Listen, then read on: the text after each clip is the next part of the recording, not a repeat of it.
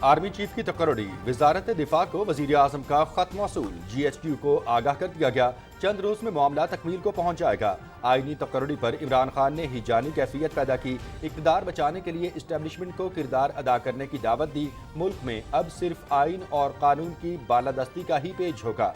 वजीर दिफा ख्वाजा मोहम्मद आसिफ का कौमी असम्बली में इजहार ख्याल।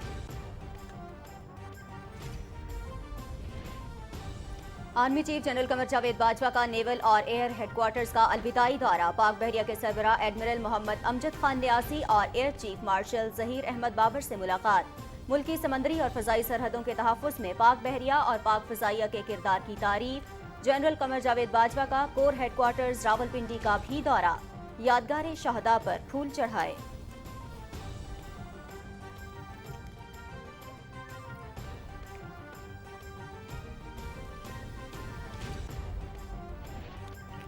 इमरान नियाजी लॉन्ग मार्च से सियासी क़यादत पर दबाव डालने की कोशिश कर रहा है। आम इंतखाबात मुकर्ररा वक्त पर होंगे। आर्मी चीफ की तकर्री मामूल का अमल है, फैसले किसी की ख्वाहिश पर नहीं, आइन के मुताबिक होंगे।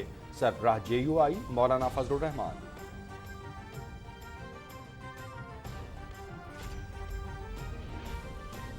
वज़ीर ख़ज़ाना इसहाक डार की नैब रेफरेंस में बर्रियत की दरख्वास्त पर महफूज फैसला आज सुनाया जाएगा। गुज़श्ता रोज एहतसाब अदालत ने फैसला महफूज किया था। बर्रियत की दरख्वास्तों पर समाअत जज मोहम्मद बशीर ने की।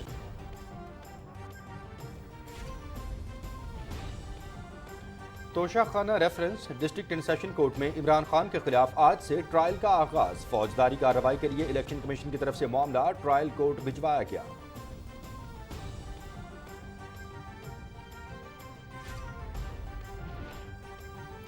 रावलपिंडी में कुछ हो तो उससे भी इस्लामाबाद आने वालों को दुश्वारी होती है। धरने से मुतालिक सुप्रीम कोर्ट और इस्लामाबाद हाई कोर्ट के फैसले मौजूद हैं। रियासत के सामने कोई खड़ा नहीं हो सकता। Chief justice Islamabad high court justice Aamir Farooq PTI की जानिब से दरख्वास्त वापस लिए जाने पर अदालत ने ताजिरों की दरख्वास्त निपटा दी।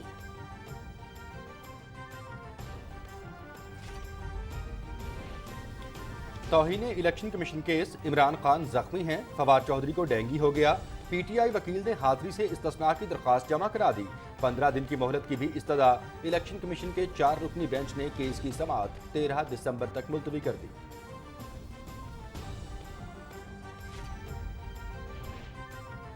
नवाज शरीफ ने मुल्क के लिए बड़े बड़े तरक्याती मंसूबे मुकम्मल किए। साबिक दौर में इल्तवा में डाले गए मंसूबे फिर से शुरू किए जा रहे हैं।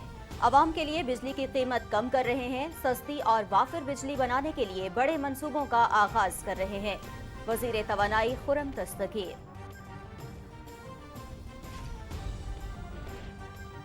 मौसमियाती तब्दीलियों के असरात से मुतालिक आलमी फंड का क़याम पाकिस्तान के मौक़िफ़ की जीत और बड़ी सफारती कामयाबी है। वज़ीर आज़म शहबाज शरीफ ने मौसमियाती तब्दीली के असरात को आलमी एजेंडे में तब्दील किया। Damage and loss fund Pakistan में सैलाब मुतासरीन की बहाली में मददगार होगा। वज़ीर इत्तलात मरियम औरंगज़ेब।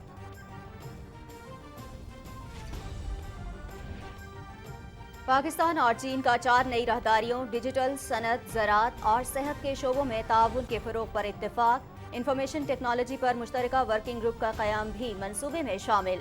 CPEC पर काम की रफ्तार तेज तर, बेल्ट एंड रोड ताउन को मज़ीद बढ़ाया जाएगा। तर्जुमान चीनी वज़ारत ख़ारिजा माओनिंग।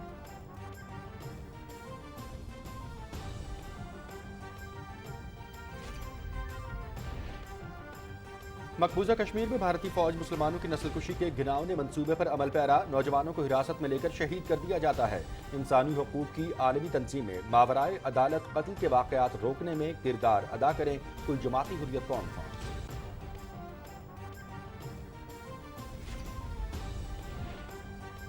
कासिम तोक़ैफ काज़ाकिस्तान के दोबारा सदर मुंतखब। 81.31% वोट हासिल किए। इंतखाब में 6 उम्मीदवारों ने हिस्सा लिया। 83 लाख वोटर्स ने हक़ राय दही इस्तेमाल किया। वज़ीर आज़म मोहम्मद शहबाज शरीफ की नौमुंतखब सदर को मुबारकबाद।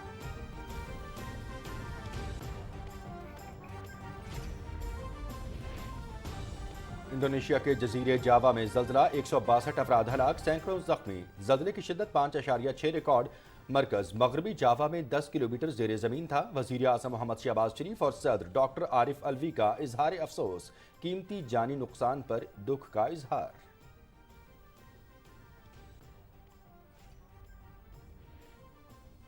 وسطی چین میں فیکٹری میں آتش زدگی، 36 افراد ہلاک، متعدد زخمی۔ واقعہ ہینان صوبے کے اینیانگ شہر کے ایک پلانٹ میں پیش آیا۔ 63 فائر ٹینڈرز کی مدد سے کئی گھنٹوں بعد آگ پر قابو پا لیا گیا۔ آتش زدگی کی وجہ معلوم نہیں ہو سکی، تحقیقات جاری۔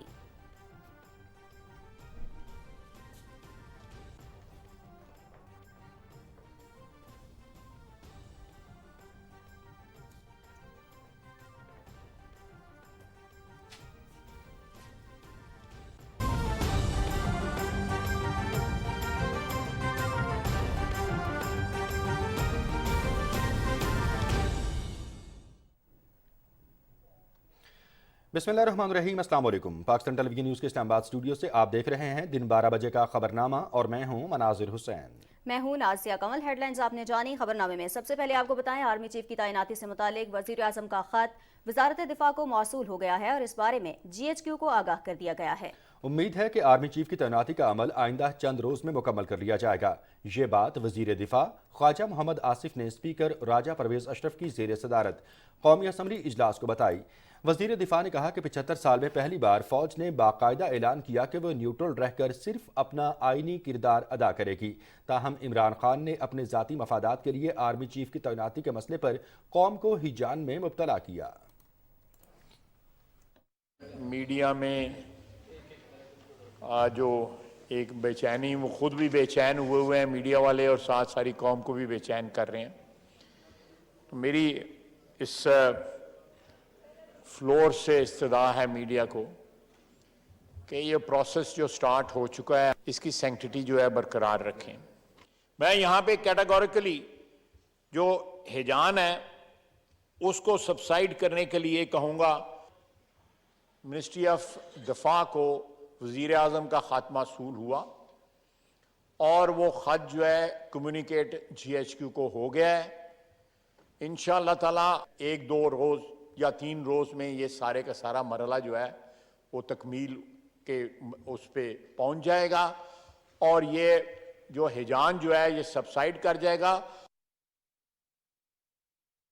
خواجہ محمد آصف نے کہا کہ عمران خان اپنے سیاسی مفادات کے لیے غیر آئینی ہتھ کنڈے استعمال کر رہے ہیں۔ واضح کرتا ہوں کہ اب ملک میں صرف قانون اور آئین کی بالادستی کا ایک ہی پیج ہوگا۔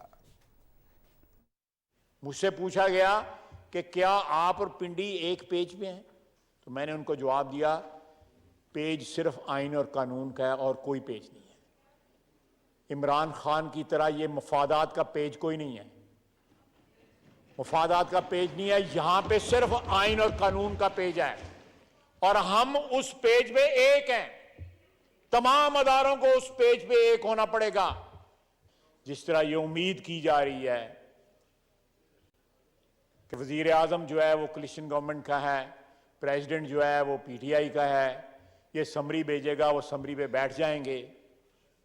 ملک کا سوچیں، پاکستان کی افواج کے سربراہ کی تعیناتی ہے، جو برملا کہہ رہے ہیں، اناؤنس کر رہے ہیں کہ ہم نے اپنے آپ کو نیوٹرل کر لیا ہے۔ لیٹس سپورٹ دیم،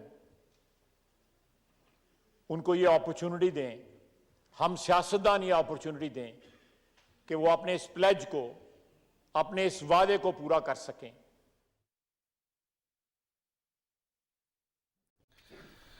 خواجہ محمد آصف نے کہا کہ عمران خان نے پہلے امریکہ پر حکومت گرانے کا الزام عائد کیا، پھر اس سے یو ٹرن لیا، اس کے بعد فوج اور ایجنسیوں پر الزام عائد کیا اور پھر خود ہی اپنے الزام سے بری الذمہ قرار دے دیا۔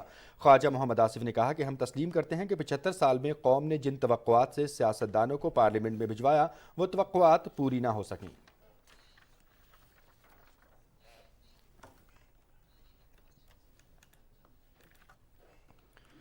خواجہ محمد آصف کے حوالے سے مزید آپ کو آگاہ کریں گے کہ army chief general Qamar Javed Bajwa نے نیوٹرل اور ایئر ہیڈ کوارٹرز اسلام آباد اور کور ہیڈ کوارٹرز راولپنڈی کے الوداعی دورے کیے۔ ISPR کے مطابق نیول ہیڈ کوارٹرز آمد پر army chief general Qamar Javed Bajwa کو پاک بحریہ کے چاقو چوبند دستے نے سلامی بھی دی۔ آرمی چیف نے نیول ہیڈ کوارٹرز آمد پر پرنسپل سٹاف افسران کے ساتھ ملاقات بھی کی۔ پاک بحریہ کے سربراہ ایڈمرل محمد امجد خان نیازی سے ملاقات میں army chief general Qamar Javed Bajwa نے ملک کی سمندری سرحدوں کے دفاع میں پاک بحریہ کے کردار کو سراہا۔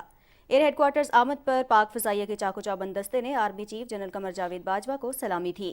Year chief marshal Zaheer Ahmed Babar Sidhu سے ملاقات میں آرمی چیف نے ملکی فضائی سرحدوں کے دفاع میں پاک فضائیہ کی پیشہ ورانہ صلاحیت کو سراہا۔ انہوں نے کہا کہ پاک فضائیہ نے دہشت گردی کے خلاف جنگ میں کلیدی کردار ادا کیا ہے۔ کور ہیڈ کوارٹرز راولپنڈی کے دورے میں army chief general Qamar Javed Bajwa نے یادگار شہداء پر حاضری دی، پھول چڑھائے اور فاتحہ خوانی کی۔ افسروں اور جوانوں سے خطاب کرتے ہوئے آرمی چیف نے سیاچین اور لائن آف کنٹرول سمیت ملک کی سرحدوں کے دفاع میں راولپنڈی کور کی خدمات کو سراہا۔ Corps commander Rawalpindi lieutenant general Sahir Shamshad Mirza نے راولپنڈی کور ہیڈ کوارٹرز آمد پر army chief general Qamar Javed Bajwa کا استقبال کیا۔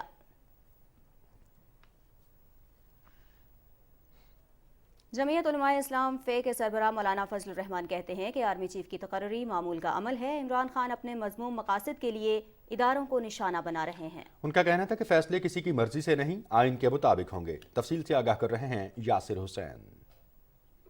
سکھر میں میڈیا سے گفتگو کرتے ہوئے پی ڈی ایم کے سربراہ مولانا فضل الرحمان نے کہا کہ عمران خان نے سیاست میں گالم گلوچ کا کلچر متعارف کرایا۔ لانگ مارچ کے ذریعے ملکی قیادت پر دباؤ ڈالنے کی کوشش کی جا رہی ہے۔ اہم تقرری جس کا آئینی حق ہے وہی کریں گے۔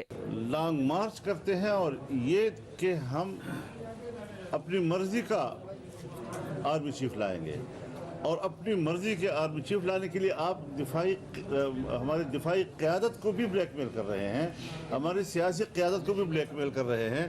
کل اگر میں کہوں کہ میری مرضی کا آرمی چیف ہوگا، پیپلز پارٹی کہے کہ میری مرضی کا آرمی چیف ہوگا، تو ہمارے دفاعی نظام کا کیا بنے گا آخر جی؟ اس حوالے سے جو بھی ہو آئین کے مطابق ہو، میرٹ پر ہو، جس کو اختیار ہے وہی کریں۔ جے یو آئی فے کے سربراہ نے کہا کہ عمران خان نے ملکی سیاست اور اداروں کو نقصان پہنچایا ہے، لیکن ہمیں اداروں پر مکمل اعتماد ہے۔ مولانا فضل الرحمان کا کہنا تھا کہ ملکی معیشت میں استحکام کی جانب پیشرفت کا عمل جاری ہے۔ جن کا پچھلا ریکارڈ فساد کا ہے، گھیراؤ جلاؤ کا ہے، وہاں اسلام آباد کے امن کو تباہ کرنے کا ہے، تو ظاہر ہے پھر حکومت کی ذمہ داری ہوتی ہے کہ وہ شہریوں کو امن فراہم۔ آپ کا پیسہ جو ہے ایک جگہ ٹھہر نہیں رہا تھا، اور جہاں تک کہ 245 250 کے قریب ڈالر کے مقابلے میں آ گیا تھا جی، اب وہ واپس آ گیا ہے، اب 220 سے 25 کے درمیان اٹکا ہوا ہے۔ قیمتیں جو ہیں پیٹرولیم کی وہ مستحکم ہیں، یعنی بڑھ نہیں رہی ہیں۔ جو پیسے ریزرو میں وہ چھوڑ کے گئے تھے اس سے کئی گنا اس وقت اضافہ ہو گیا ہے اس کے اندر، تو ایک بہتر صورت کی طرف ہم جا رہے ہیں۔ سربراہ پی ڈی ایم مولانا فضل الرحمان نے کہا کہ عوامی رابطہ مہم کے سلسلے میں ملک کے تمام علاقوں کا دورہ کریں گے۔ آئندہ عام انتخابات میں ساتھ مل کر الیکشن لڑنے کے سوال پر انہوں نے کہا کہ تمام سیاسی پارٹیوں کا یہ جمہوری حق ہے کہ وہ اپنے منشور کے مطابق الیکشن لڑیں۔ یاسر حسین، پاکستان ٹیلی ویژن نیوز۔ وزیر خزانہ اسحاق ڈار کی نیب ریفرنس میں بریت کی درخواست پر محفوظ فیصلہ آج سنایا جائے گا۔ گزشتہ روز احتساب عدالت نے فیصلہ محفوظ کیا تھا۔ بریت کی درخواستوں پر سماعت جج محمد بشیر نے کی۔ توشہ خانہ ریفرنس میں عمران خان کے خلاف ڈسٹرکٹ اینڈ سیشن کورٹ اسلام آباد میں آج سے ٹرائل کا آغاز ہو رہا ہے۔ ایڈیشنل سیشن جج ظفر اقبال سماعت کریں گے۔ فوجداری کارروائی کے لیے الیکشن کمیشن کی طرف سے معاملہ ٹرائل کورٹ بھجوایا گیا۔ ریفرنس میں الیکشن ایکٹ کے سیکشن 137، 170 اور 167 کے تحت ٹرائل کورٹ سے شکایت منظور کر کے عمران خان کو سزا دینے کی استدعا کی گئی ہے۔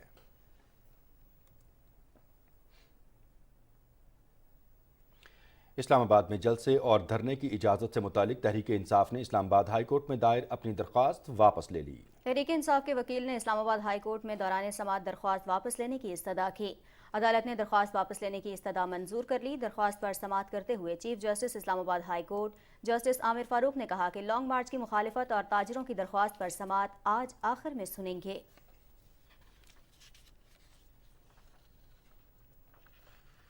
الیکشن کمیشن نے عمران خان کے خلاف توہین عدالت سے متعلق معاملے کی سماعت 13 دسمبر تک ملتوی کر دی۔ ممبر سندھ نثار درانی کی سربراہی میں 4 رکنی بینچ نے کیس کی سماعت کی۔ دوران سماعت پی ٹی آئی نے عمران خان کی حاضری سے استثناء کی درخواست جمع کرائی۔ پی ٹی آئی کے وکیل نے موقف اپنایا کہ وزیر آباد واقعے کے بعد عمران خان زخمی ہیں، ڈاکٹرز نے انہیں سفر کرنے سے منع کیا ہے، اس لیے ان کی حاضری سے استثناء کی درخواست منظور کی جائے۔ کیس کی مزید سماعت 13 دسمبر کو ہوگی۔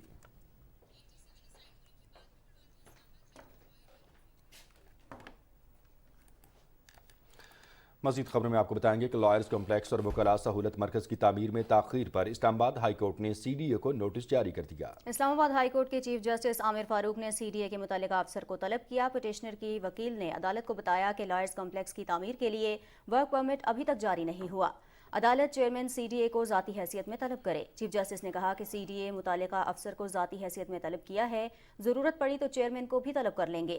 درخواست میں موقف اختیار کیا گیا ہے کہ جوڈیشل کمپلیکس اور لائرز کمپلیکس کا سنگ بنیاد ایک ہی دن رکھا گیا۔ جوڈیشل کمپلیکس کی تعمیر مکمل ہو چکی، لیکن فیسیلیٹیشن سینٹر پر کام کا آغاز نہیں کیا گیا۔ کنسٹرکشن ایریا خالی ہونے کے باوجود C D A work order جاری نہیں کر رہا۔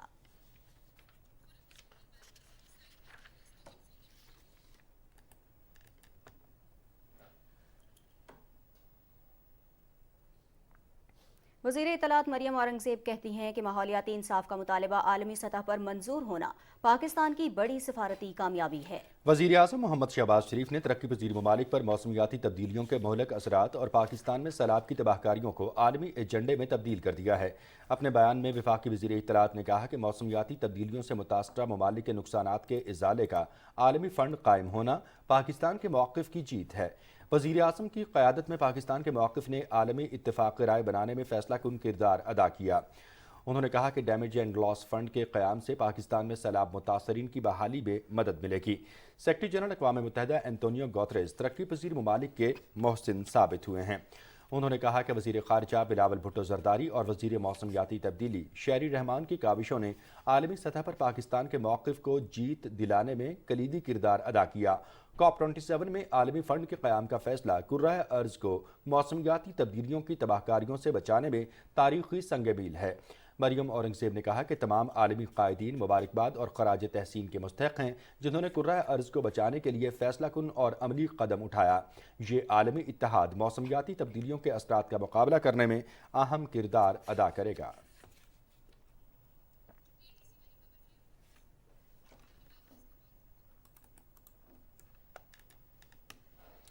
انسداد دہشت گردی عدالت اسلام آباد میں کار سرکار میں مداخلت اور احتجاج کے خلاف مقدمے کی سماعت ہوئی۔ عدالت نے پی ٹی آئی رہنما عامر کیانی کی ضمانت کی درخواست پر فیصلہ محفوظ کر لیا۔ عامر کیانی کے وکیل علی بخاری کی جانب سے دلائل میں کہا گیا کہ ان کے موکل پر مقدمہ سیاسی بنیادوں پر درج کیا گیا تھا۔ ان کے پاس کوئی اسلحہ نہیں تھا جس پر اقدامات قتل جیسی دفعات لگائی گئیں۔ پروسیکیوٹر راجہ نوید نے درخواست ضمانت کی مخالفت کی، جبکہ تفتیشی افسر نے بتایا کہ تاحال عامر کیانی اور فیصل جاوید شامل تفتیش نہیں ہوئے۔ عدالت نے ملزمان کو شامل تفتیش کرنے کی ہدایت کرتے ہوئے دلائل مکمل ہونے پر فیصلہ محفوظ کر لیا۔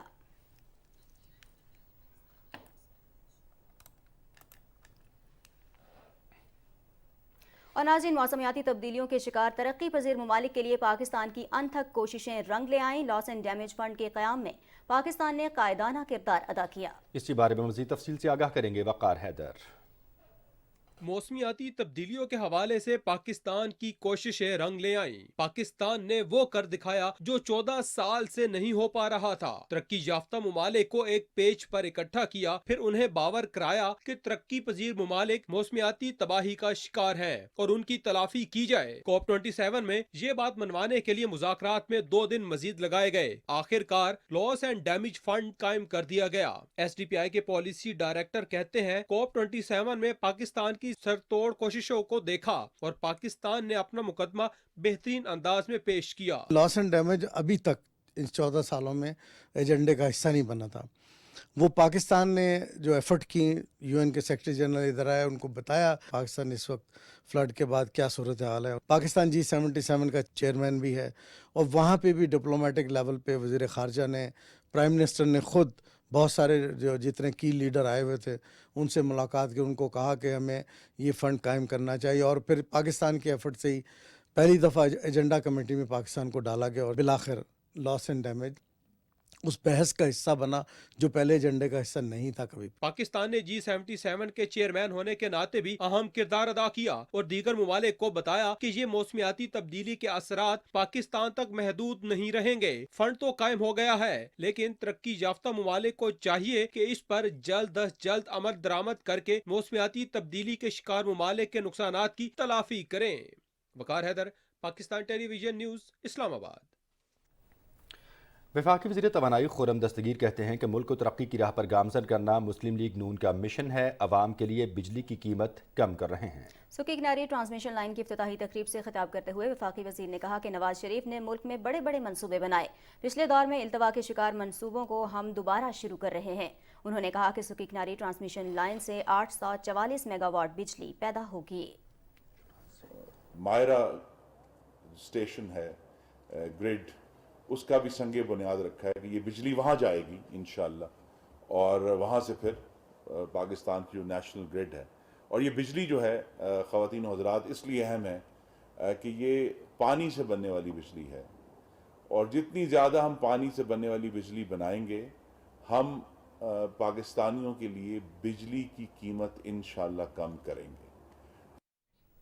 कैप्टन रिटायर्ड सफदर ने तकरीब से खिताब करते हुए कहा कि मुल्क की तरक्की अव्वलीन तरजीह है। नवाज शरीफ आएंगे तो मुल्क तरक्की करेगा। उन्होंने कहा कि नशेबो फराज आते रहते हैं, हम अवामी खिदमत का मिशन जारी रखेंगे।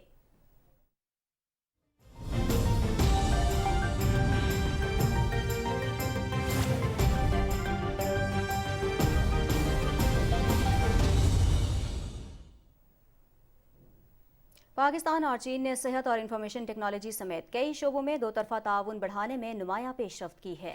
चीनी वजारत ख़ारजा की तर्जुमान माओ निंग ने बीजिंग में मामूल की ब्रीफिंग में इजहार ख्याल करते हुए कहा कि सी पैक पाक चीन ताउन के लिए बड़ा मंसूबा है जिसने पाकिस्तान में समाजी और इक्तसादी तरक्की और इलाकाई रवाबित के लिए खातिर ख्वाह किरदार अदा किया है।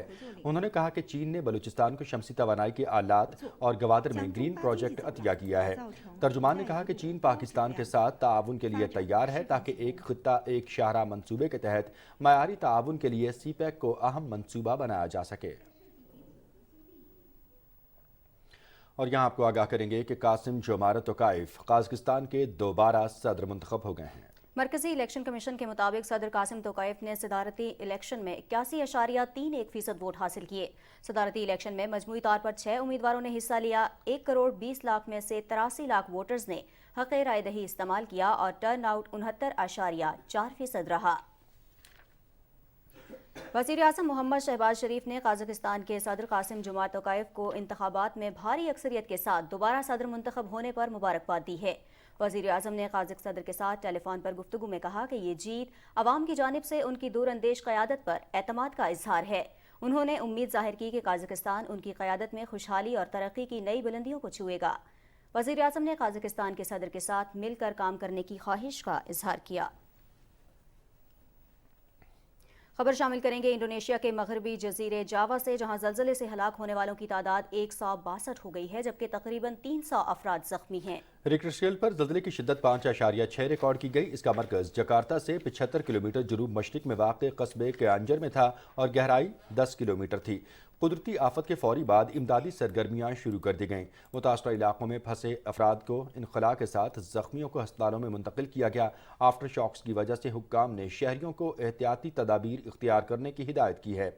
वज़ीर आज़म मोहम्मद शहबाज शरीफ और सदर डॉक्टर आरिफ अलवी ने जावा जजीरे में आने वाले ज़ल्ज़ले में कीमती जानों के ज़िया पर दुख और अफसोस का इजहार करते हुए इंडोनेशिया के सदर और जाँ बहक होने वालों के लवाहिकीन से हमदर्दी और ताज़ियत की है।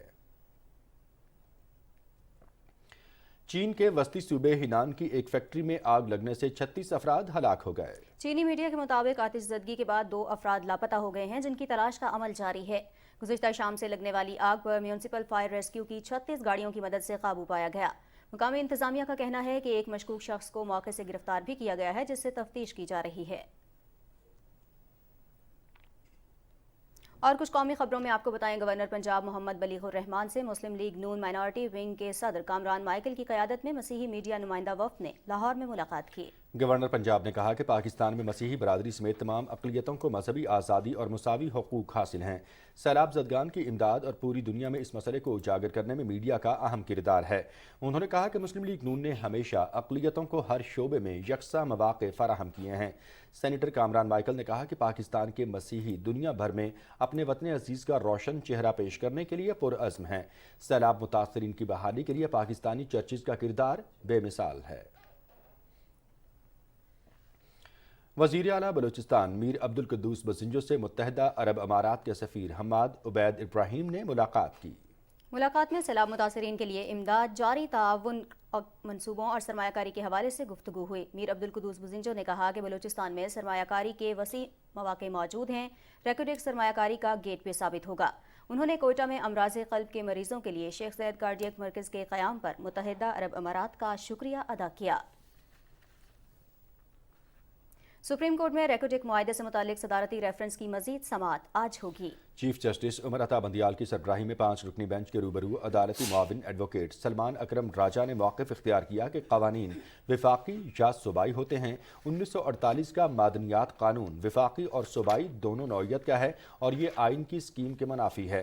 گیس، تیل اور نیوکلیئر انرجی کے علاوہ باقی معدنیات کے حوالے سے قانون سازی کے لیے صوبوں کو اجازت ہونی چاہیے۔ عدالتی معاون زاہد ابراہیم نے کہا کہ خیبر پختونخوا میں 2017 میں معدنیات اور کانکنی کا قانون لایا گیا، جس کے بعد وہاں 1948 کا معدنیات قانون منسوخ ہو چکا ہے۔ ریکوڈک مقدمہ اخبار میں چھپنے والے ایک ایسے آرٹیکل سے شروع ہوا جو 1 ہفتے بعد واپس لے لیا گیا تھا۔ زاہد ابراہیم نے کہا کہ ریکوڈک منصوبہ پاکستان میں معدنیات کے شعبے میں غیر ملکی سرمایہ کاری کے لیے دروازے کھولے گا۔ غیر ملکی کمپنی بیرک گولڈ کے وکیل مخدوم علی خان نے دلائل دیتے ہوئے کہا کہ خیبر پختونخوا اور سندھ حکومتیں معدنیات ایکٹ میں پہلے ہی ترامیم کر چکی ہیں۔ مزید خبروں میں آپ کو بتائیں گے کہ سپریم کورٹ نے شاہ زیب قتل میں ملوث افراد کی برئیت کا تفصیلی فیصلہ جاری کر دیا ہے۔ 17 صفحات پر مشتمل فیصلہ جسٹس مظاہر علی اکبر نقوی نے تحریر کیا۔ عدالت نے سندھ ہائی کورٹ کا فیصلہ کل عدم قرار دیتے ہوئے شاہ زیب قتل کیس میں ملوث شاہ رخ جتوئی اور سراج تالپور سمیت دیگر ملزموں کو بری کر دیا۔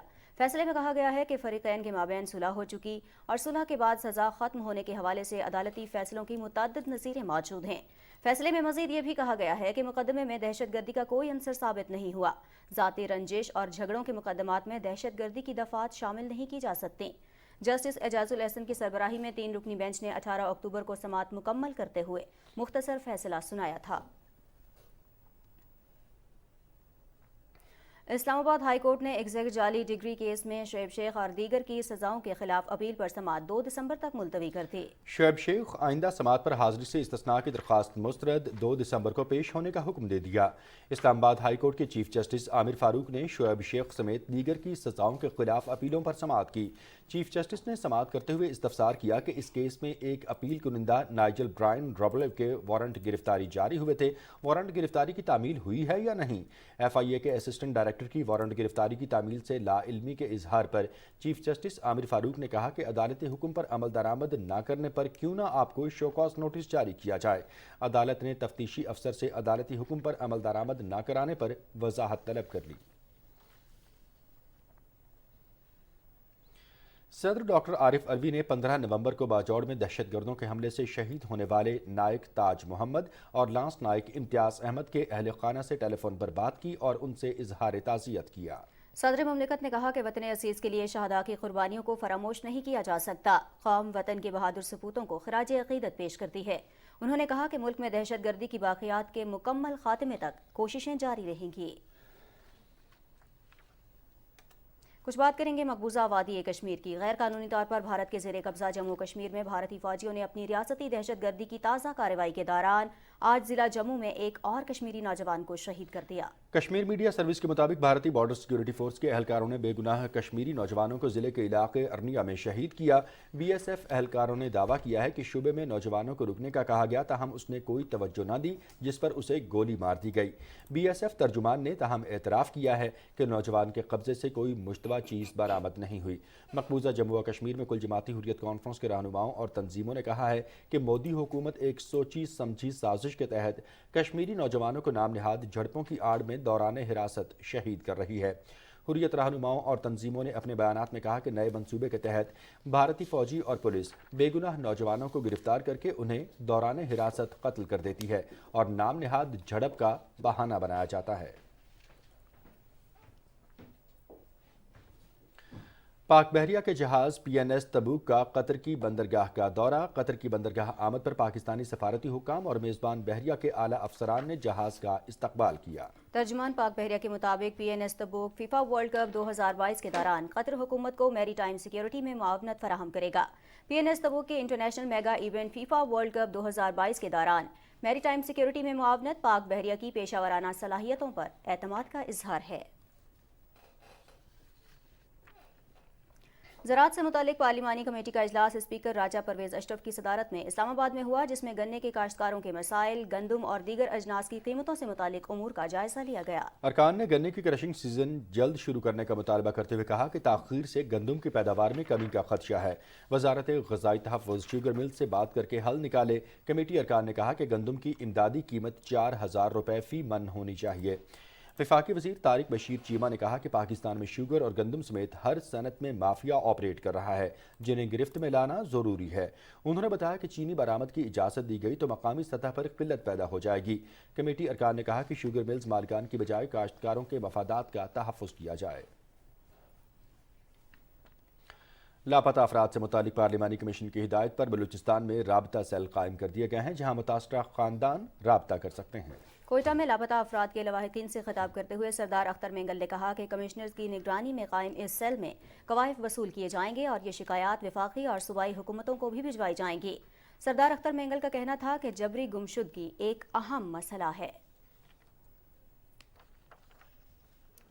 اور ناظرین، پاکستان سمیت دنیا بھر میں عالمی اینٹی مائکروبیل آگاہی ہفتہ منایا جا رہا ہے، جس کا مقصد بیکٹیریا، وائرس اور فنگس جیسی جراثیم سے آگاہی حاصل کرنا ہے۔ اقوام متحدہ ہر سال 18 نومبر سے 24 نومبر کے درمیان جراثیم کش ہفتہ مناتی ہے۔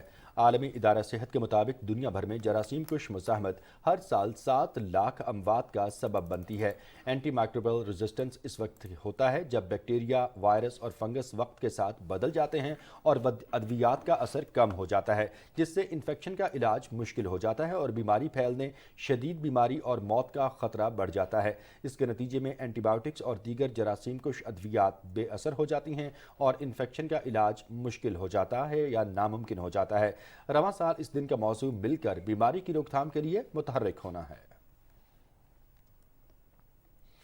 حکومت پنجاب کی جانب سے ڈینگی کے تدارک کے لیے کیے جانے والے اقدامات ناکافی ہیں، جس کی وجہ سے پنجاب میں ڈینگی کیسز کی تعداد بتدریج بڑھ رہی ہے۔ اس بارے میں مزید تفصیل بتا رہی ہیں لاہور سے ازکا مقصود۔ جی ازکا، آگاہ کیجیے گا۔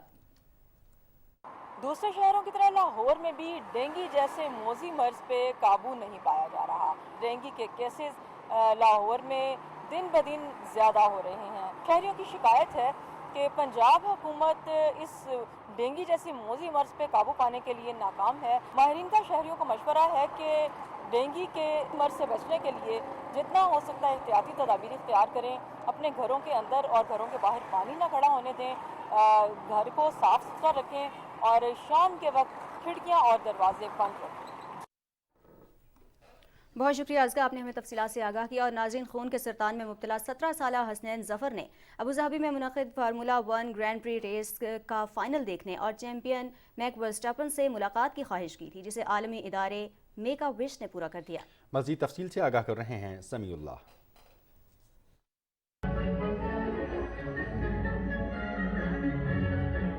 یہ ہے پاکستان سے تعلق رکھنے والے حسنین ظفر، جو کہ خون کے سرطان میں مبتلا ہیں۔ حسنین ظفر کو شروع سے ہی کار ریسنگ کا شوق ہے۔ ان کی خواہش تھی کہ وہ فارمولا 1 ریس کے عالمی چیمپئن میکس ورسٹیپن سے ملاقات کریں اور فارمولا 1 ریس کا فائنل دیکھیں۔ ان کی اس خواہش کو عالمی ادارہ میک اے وش نے پورا کیا۔ میک اے وش پاکستان نے حسنین ظفر کی خواہش پر فارمولا 1 گراں پری ریس کے آرگنائزر سے رابطہ کیا اور میک اے وش UAE کے تعاون سے یہ منفرد خواہش پوری کی۔ اس موقع پر حسنین ظفر نے عالمی چیمپئن اور ریس میں حصہ لینے والی گاڑیوں کے ساتھ تصاویر بھی بنوائیں۔ اپنی خواہش کی تکمیل پر حسنین نہایت خوش نظر آئے۔ Thank you Make a Wish Foundation Pakistan, thank you Make a Wish Foundation UAE and thank you Formula 1 car race۔ Make a wish جان لیوا امراض میں مبتلا بچوں کی خواہشات کی تکمیل کا عالمی ادارہ ہے، جو کہ پاکستان میں اپنے قیام سے لے کر اب تک 16,000 بچوں کی خواہشات پوری کر چکا ہے۔ Samiullah, Pakistan television news, اسلام آباد۔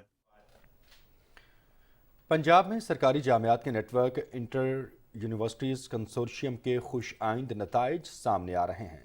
اعلیٰ تعلیم کے فروغ کے لیے اب نجی یونیورسٹیز کے اشتراک کا عمل بھی شروع کر دیا گیا ہے۔ تفصیل بتا رہے ہیں لاہور سے محمد شکیل ملک۔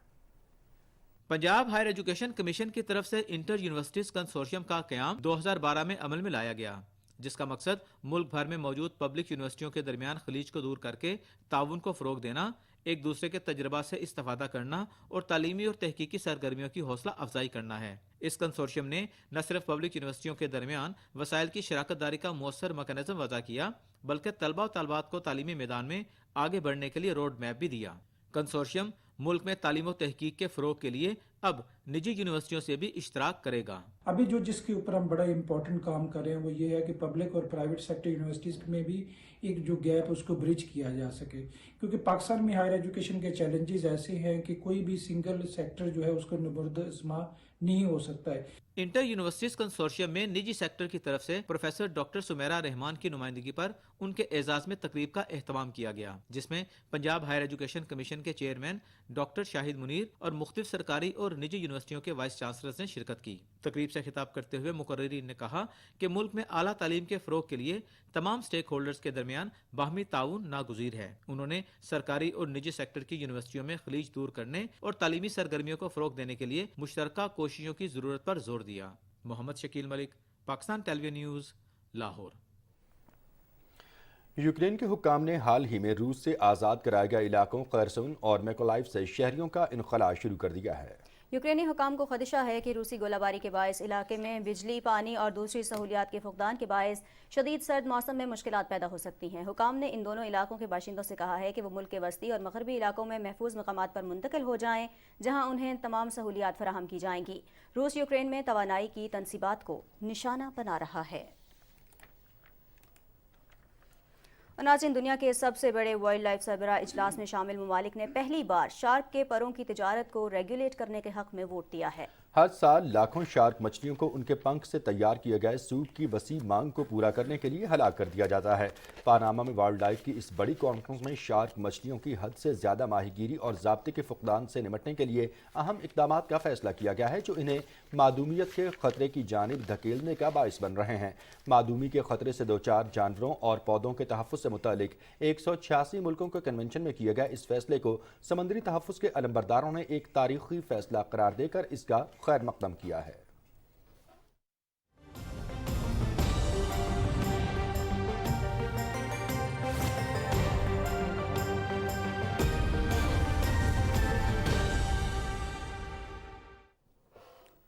ویدر اپ ڈیٹ کے ساتھ میں ہوں عبد القدیر۔ ناظرین، محکمہ موسمیات کے مطابق آئندہ 12 گھنٹے کے دوران ملک کے بیشتر علاقوں میں موسم سرد اور خشک رہے گا۔ گزشتہ 24 گھنٹے کے دوران ملک کے بیشتر علاقوں میں موسم خشک جبکہ شمالی علاقہ جات میں سرد رہا۔ آج ریکارڈ کیے گئے کم سے کم درجہ حرارت لہ -8، استور کالام -5، زیارت سکردو -4، بگروٹ ہنزا -3، گوپس کلات -2 اور بارہمولہ میں 1 ڈگری سینٹی گریڈ ریکارڈ کیا گیا۔